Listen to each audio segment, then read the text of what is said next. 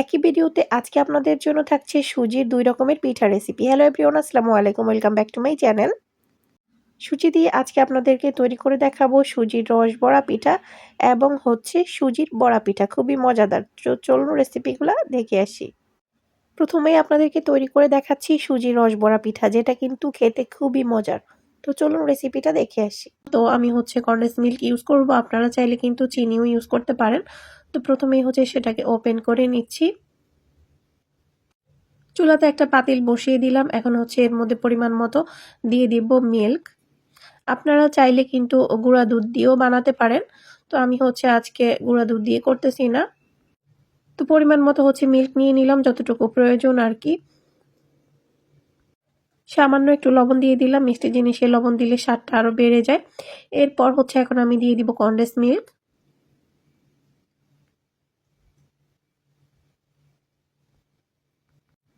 তো কনডেন্স মিল্কটা আসলে পরিমাণ বলা যাচ্ছে না, যতটুকু আসলে আপনাদের প্রয়োজন হয় আপনারা যতটুকু মিল্ক নিবেন আর কি। চেক করে দেখবেন আপনাদের কতটুকু প্রয়োজন হয়, সেই হিসাব করেই দিয়ে দিবেন। তো আমি প্রথমে একবার দিয়েছি, পরে আমি আরেকবারও দিয়েছিলাম, কারণ মনে হচ্ছিল যে মিষ্টি আরেকটু দেওয়ার প্রয়োজন আছে। তো আমি কিছুক্ষণ একটু নেড়েচেড়ে তারপর আমি এর মধ্যে দিয়ে দিচ্ছি এখন ফুড কালার। তো ফুড কালারটা অপশনাল, আপনারা চাইলে স্কিপ করতে পারবেন। দিলে দেখতে খুবই সুন্দর একটা কালার আসে, সেজন্য আমি ইউজ করেছি। আপনারা এটা পুরোপুরি অপশনাল, স্কিপ করতে পারবেন। তো আমি নেড়েচেড়ে দিচ্ছি। আর মিষ্টিটা কেন একটু বেশি দিতে হবে সেটা বলে দিচ্ছি, কারণ সুজির মিশ্রণটা যখন তৈরি করব ওইটার মধ্যে কোনো রকম চিনি দেওয়া হবে না, যার জন্য এখানে মিষ্টির পরিমাণটা একটু বাড়িয়ে দিবেন, তাহলে সুজির মধ্যে ভালো করে মিষ্টিটা ঢুকবে। তো কিছুক্ষণ পর এই যে দেখতেই পাচ্ছেন দুধের মধ্যে এখন বলক চলে এসেছে। তো আমি আরো একটু জাল করে নিব, তারপর বন্ধ করে দিব চুলা। এখন চলে আসলাম আমি বেটারটা তৈরি করার জন্য। প্রথমে একটা মিক্সিং বোল নিয়ে নিলাম। এর মধ্যে এখন নিয়ে নিচ্ছি ডিম। তো প্রথমে আমি 3টা ডিম ভেঙে নিয়ে নিচ্ছি। আমি 3টা ডিম দিয়ে বানাচ্ছি। এরপর এখন একটা হ্যান্ড উইক্স দিয়ে ডিমগুলোকে খুব ভালো করে বিট করে নিতে হবে। একদম যেন মানে সাদা সাদা টাইপের হয়ে যায়, ওইরকম টাইপের করে ভালো করে এগুলাকে বিট করে নিতে হবে। তো 4-5 মিনিটের মতো হাতে সময় নিয়ে ভালো করে এগুলাকে বিট করে নিবেন। তাহলে আপনার পিঠাগুলা খুবই সুন্দর হবে। তো দেখতেই পাচ্ছেন আমি কিন্তু এগুলাকে ভালো করে বিট করে নিয়েছি। এরপর আমি এখানে 1 কাপ নিয়ে নিলাম সুজি। তো 1 কাপ পুরাটা দেওয়া যাবে না একসাথে, আমি একটু একটু করে সুজি দিব আর মিশিয়ে নিব। আপনারা সেম ভাবে এভাবে করে নিবেন। তো আমি অল্প অল্প করে সুজি দিচ্ছি আর এটাকে মিশিয়ে নিচ্ছি। তো আমি আবারও দিয়ে দিলাম, এরপর আবারও মিক্সড করে নিচ্ছি। এভাবেই আসলে বেটারটাকে মিশিয়ে নিতে হবে। তো আমার কিন্তু পুরো 1 কাপ সুজির প্রয়োজন হয় নাই, একটুখানি থেকে গিয়েছে। তো দেখতেই পাচ্ছেন সুজি বারবার দেওয়ার পর ভালো করে এভাবে মিক্সড করে নিতে হবে। তো এখন কিন্তু এটা তৈরি হয়ে গিয়েছে। আমি আবারও একটু দিয়ে দিলাম সুজি। আসলে সুজির মিশ্রণটা আপনি যত সুন্দরভাবে করে তৈরি করবেন, তাহলে আপনার পিঠাগুলা খুবই সুন্দরভাবে একদম ফুলকো ফুলকো হবে আর খেতেও কিন্তু ভীষণ মজার হবে। তো দেখতেই পাচ্ছেন আমি এটাকে এখন খুব ভালো করে মিক্সড করে নিব কিছুক্ষণ, বেশ কিছুক্ষণ এটাকে মিক্সড করে নিয়েছি। এই যে অল্প কিছুটা সুজি কিন্তু থেকে গিয়েছে এখানে, পুরা 1 কাপ লাগে নাই আর কি। তো এখন আমি আরো এটাকে 4-5 মিনিটের মতো খুব ভালো করে এভাবে মিক্সড করে নিব। এরপর আমার বেটারটা রেডি হয়ে যাবে আর কি। তো আমি হাত দিয়েও একটু মিক্সড করে নিচ্ছি, তাহলে আরো তাড়াতাড়ি হয়ে যাবে। পিঠার বেটার তৈরি করতে করতে আমি একটা পাইপ্যানের মধ্যে চুলাতে তেল গরম করতে দিয়ে দিয়েছি। আর তেলটা কিন্তু একদমই হালকা গরম হতে হবে, বেশি গরম হওয়া যাবে না, তাহলে পিঠাগুলোর মধ্যে তা কালার চলে আসবে তাড়াতাড়ি। এখন হচ্ছে আমি পিঠাগুলা দিয়ে দিচ্ছি হাত দিয়ে, আর আপনারা দেখতেই পাচ্ছেন খুবই ছোট, ছোট দিচ্ছি, কিন্তু পিঠাগুলো আরো বড় হয়ে যাচ্ছে, দেওয়ার পর ফুলে যাচ্ছে। তো একটু ছোট, ছোট সাইজের করে দেওয়া ট্রাই করবেন। আর পিঠাগুলা যদিও বা এখন মনে হচ্ছে যে গোল হয় নাই, যখন হচ্ছে এটাকে মানে দুধের মধ্যে ভিজানো হবে তখন কিন্তু একদমই গোল, গোল টাইপের হয়ে যাবে। আর তেলটা আপনারা নিশ্চয়ই খেয়াল করতেছেন যে কি পরিমাণে গরম থাকবে। অবশ্যই এ পরিমাণ গরম থাকা অবস্থাতেই কিন্তু আপনাদেরকে পিঠাগুলা দিতে হবে। বেশি গরম করে দেওয়া যাবে না।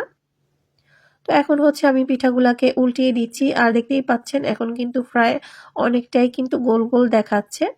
তো সবগুলা পিঠাকে আমি উল্টিয়ে দিচ্ছি। আর এগুলাকে কিন্তু আমি জাস্ট হালকা করে একটু ভেজে নিব। ভেতরটা যখন একটু হয়ে যাবে মনে হবে ওই টাইপের করে ভেজে নিলেই হবে। বেশি ভাজার কিন্তু কোনোই প্রয়োজন নেই। তো দেখতেই পাচ্ছেন আমার পিঠাগুলো কিন্তু ভাজা হয়ে গিয়েছে। আমি জাস্ট হালকা একটু কালার চেঞ্জ হওয়ার সাথে সাথেই এগুলাকে উঠিয়ে ফেলবো। তো এখন হচ্ছে এগুলাকে উঠিয়ে সরাসরি আমি দুধের মধ্যে দিয়ে দিব। আর দুধটা কিন্তু এখনো গরম আছে। ওই গরম থাকা অবস্থাতেই কিন্তু হচ্ছে পিঠাটা দিয়ে দিতে হবে।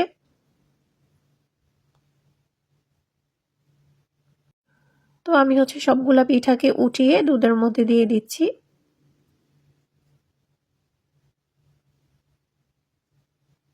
সবগুলা দিয়ে দিলাম। তো ওই পিঠাগুলা দিয়ে দেওয়ার পর হচ্ছে আমি আবারও কিছুটা পিঠা দিয়ে দিচ্ছি।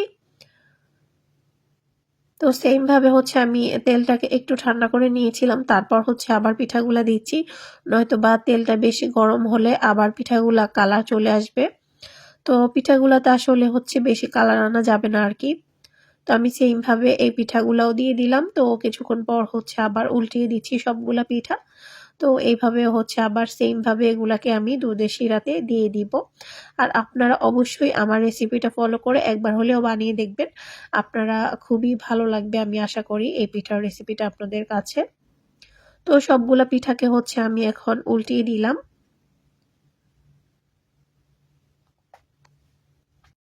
সবগুলা হচ্ছে আমি এখন দুধের শিরার মধ্যে দিয়ে দিয়েছি। এরপর হচ্ছে এখন এটাকে একটু মিক্সড করে নিয়ে তারপর হচ্ছে একটা ঢাকনা দিয়ে রেখে দিব ২-৩ ঘন্টার জন্য। আপনাদের কাছে সময় আরো বেশি থাকলে আরো বেশিও রাখতে পারবেন। তাহলে হচ্ছে ভালো করে সুজির ভিতরে, পিঠার ভেতরে আরকি দুধটা মানে ঢুকে যাবে আরকি। তো এখন হচ্ছে আমি একটা ঢাকনা দিয়ে দিলাম। ফিরে আসছি ২-৩ ঘন্টা পর। তো ৩ ঘন্টা পর এখন হচ্ছে আমি আপনাদেরকে দেখাচ্ছি পিঠাগুলা কিন্তু ফুলে আরো বেশি ডাবল হয়ে গিয়েছে। আর খুবই সুন্দর একটা কালার চলে এসেছে। আর ভিতরেও কিন্তু পিঠার ভেতরে খুব ভালো করে কিন্তু রসটা এখন ঢুকে গিয়েছে। তো আমি হচ্ছে আপনাদেরকে এখন পিঠাটা সার্ভ করে দেখাবো।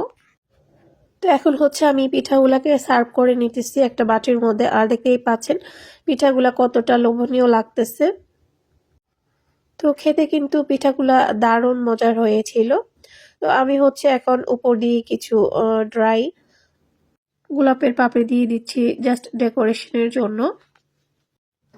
তো এখন হচ্ছে আমি আপনাদেরকে একটা পিঠা কেটে দেখাবো যে ভেতরটা কিরকম হয়েছে। আর আপনারা অবশ্যই এভাবে ট্রাই করে দেখবেন, খেতে ভীষণ মজার। তো দেখতেই পাচ্ছেন ভেতরের মধ্যেও কিন্তু একদম ভালো করে রসগুলা ঢুকে গিয়েছে। এবার আপনাদেরকে তৈরি করে দেখাবো সুজির বড়া পিঠা, যেটা কিনা বানানো একদমই ইজি। তো চলুন দেখে আসি। প্রথমেই হচ্ছে আমি একটা মিক্সিং বোল নিয়ে নিলাম। এর মধ্যে হচ্ছে আমি এখন ২টা ডিম ভেঙে নিয়ে নিব। তো আমি হচ্ছে ২টা ডিম দিয়ে পিঠাগুলো বানাচ্ছি। আপনারা চাইলে কম বেশি নিতে পারবেন। তো ২টা ডিম হচ্ছে ভেঙে নিয়ে নিলাম, সাথে স্বাদমতো একটু লবণ দিয়ে দিলাম। এখন হচ্ছে একটা হ্যান্ড উইক্স দিয়ে প্রথমে ডিমগুলাকে একটু ফেটিয়ে নিচ্ছি। কিছুক্ষণ হচ্ছে ডিমগুলাকে ফেটিয়ে নিব, দেখতেই পাচ্ছেন। তো ফেটিয়ে নেওয়া হয়ে গিয়েছে। এখন দিয়ে দিচ্ছি আমি পরিমাণ মতো চিনি। আমি এখানে লাল চিনিটা ইউজ করতেছি, আপনারা যেকোনো চিনি ইউজ করতে পারবেন। তো আমি এখানে প্রায় হাফ কাপের মতো চিনি ইউজ করেছি। আসলে চিনিটা আপনাদের উপর নির্ভর করবে আপনারা কতটুকু মিষ্টি খেতে চান। তো আমার কিন্তু এই চিনিতেই হয়ে গিয়েছে। চিনিটা কিন্তু একসাথে এখনই দিয়ে দিতে হবে। আপনি পরে হচ্ছে আবার চিনি এড করতে পারবেন না। চিনিটা গলে যাওয়ার পর হচ্ছে আমি এখানে নারকেল দিয়ে দিলাম। প্রায় হাফ কাপের থেকে বেশি হবে। তো আমি এখানে ফ্রেশ নারকেল ইউজ করেছি। তো নারকেলগুলোকেও ভালো করে মিশিয়ে নিলাম। এরপর নিয়ে নিলাম ১ কাপ সুজি। সবগুলো সুজি একসাথে দিয়ে দিব না, আমি হচ্ছে অল্প অল্প করে দিয়ে মিশিয়ে নিচ্ছি। তো আমি এই পুরো 1 কাপ দিয়ে দিয়েছি। এখন হচ্ছে আমি আবারও ভালো করে মিশিয়ে নিলাম।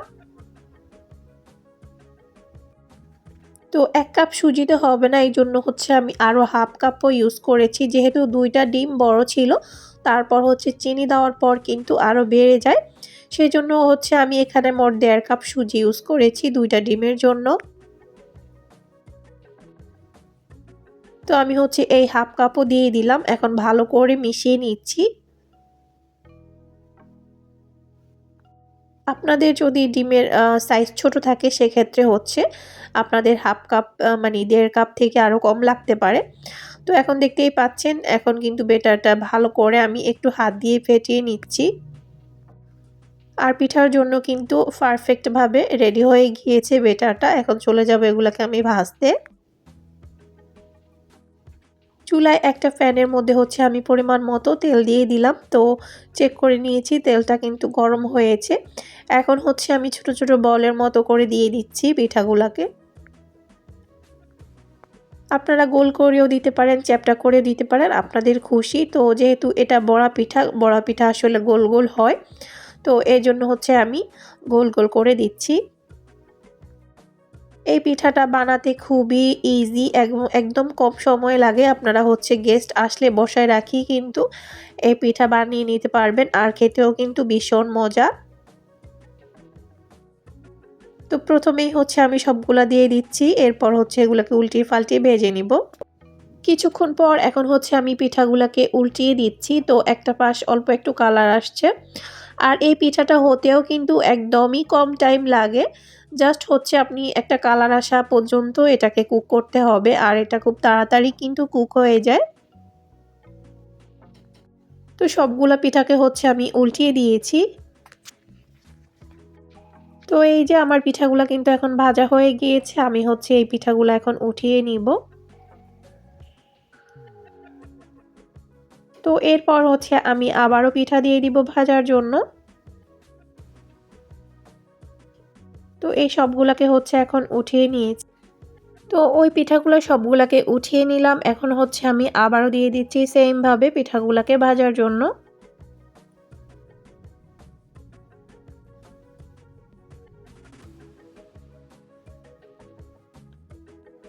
কিছুক্ষণ পর হচ্ছে আমার এই পিঠাগুলো হয়ে গিয়েছে। এখন হচ্ছে আমি এগুলাকে উঠিয়ে নিচ্ছি।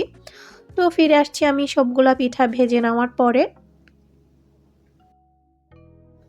তো এই যে সবগুলা পিঠাকে হচ্ছে আমি ভেজে নিয়েছি। আর দেখতেই পাচ্ছেন কতটা লোভনীয় লাগতেছে। আর খেতেও কিন্তু ভীষণ মজার। আপনারাও অবশ্যই হচ্ছে এই রেসিপিটা ফলো করে একবার হলেও বানিয়ে দেখবেন। তো একটা একটু আপনাদেরকে ভেঙে দেখাবো। তো এই যে দেখুন, একটা হচ্ছে ভেঙে দেখাচ্ছি ভিতরটা। আজকে ২টা পিঠার রেসিপি আপনাদের কাছে কেমন লেগেছে সেটা কিন্তু অবশ্যই কমেন্টস করে বা জানাতে ভুলবেন না। আর যদি আজকে আমার চ্যানেলে নতুন হয়ে থাকেন অবশ্যই চ্যানেলটা সাবস্ক্রাইব করবেন। আজকের মতো এখানেই বিদায় নিচ্ছি। আল্লাহ হাফেজ।